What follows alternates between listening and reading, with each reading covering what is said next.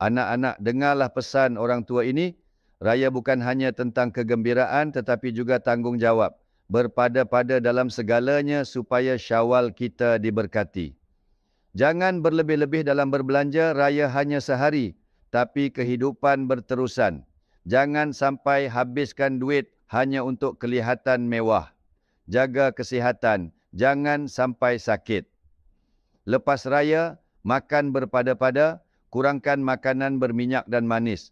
Minum banyak air kosong, bukan air bergas.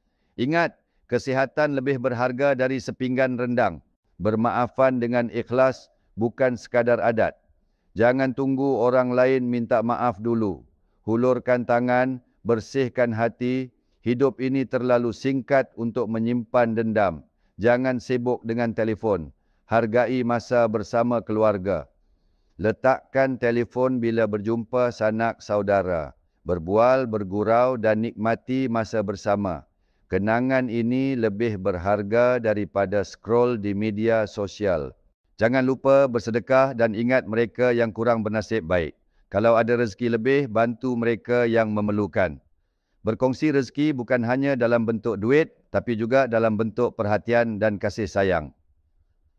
Rancang perjalanan, jangan pandu secara berbahaya. Kalau balik kampung, pastikan kereta dalam keadaan baik, elakkan pemanduan melulu. Ingat, yang menunggu kita di rumah lebih penting daripada tergesa-gesa sampai.